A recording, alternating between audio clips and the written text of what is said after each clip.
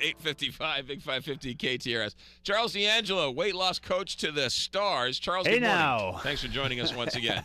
Yes, here we are. You and I have known each other for 4 years? Yes, 4 years, going on almost 5 now. 4 years. Wow. It's been an interesting ride.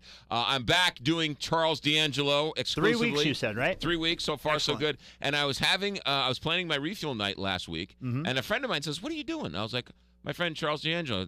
They said, I have like 4 friends working on Charles D'Angelo. So, I mean, you really have grown your message exponentially. Well, thank you very much. Senators, people who have decided they want to run for governor have now Absolutely, sure. taken this. That's right.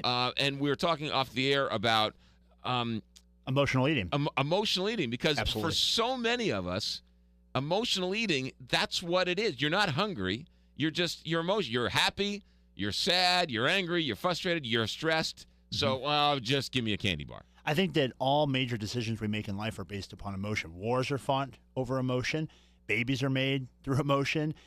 Marriages are either totally cemented or broken apart through emotional decisions. And oftentimes the emotion we have every day dictates our behaviors with food. And true mastery comes from learning how to separate emotion from the hygienic practices that you have, and food needs to become like a hygienic practice. It has to be totally disconnected from all emotion, where it's just automatic, where it's just what you do. You were saying to me how guilt-free you feel when you're eating on schedule every 3 hours. Right. And that's a big thing that people have to know, is that when you're working with me, you're not starving yourself. You're not eating real food. You're Right. eating all real food. And what happens is when you start to nutriently nourish your body with all the things it needs, you don't have those cravings for the bad things It's that true. you once had. It's so true. But once you give in to the temptation that emotion can bring, that is, you feel depressed, you're sad, maybe you're lonely, or maybe you just are bored and you eat because you're bored. Once you give in and you have that first 2 or 3 M&M fix, Right.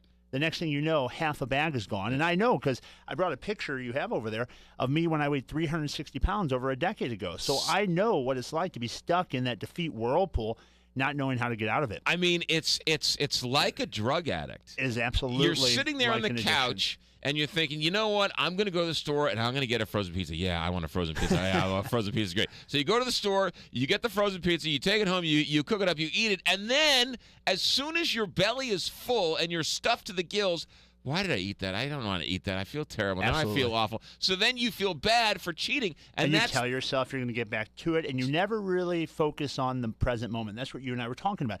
Your goals have to become like magnets. They have to be compelling. They have to be things that are pulling you toward your future, because you've told me oftentimes that when you reach your goal, you lose sight of it. And Yeah. that's a thing that's so common amongst people, is because they fail to set new compelling goals.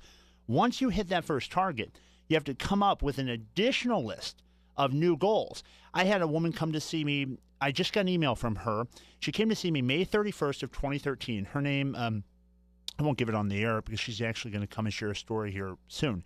She came to see me, and I would not accept her as a client. She said she was in therapy for 8 years.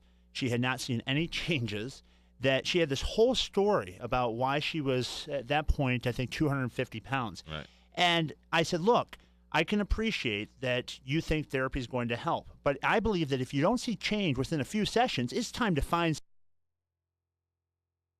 of excuses. And I said, look, I don't care how much you'd be willing to pay me. If you're not willing to embrace the philosophy that your past doesn't have to be your future, that your choices will determine your outcome, then I don't want to work with you. She left my office. She said she felt rejected, but she went and bought my book, and she really decided to be empowered like I recommended.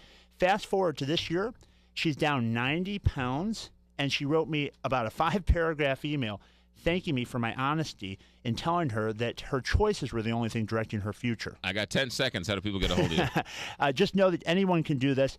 The thing is, you can email me or contact me through my website at charlesdangelo.com, or call my office today at 314-495-32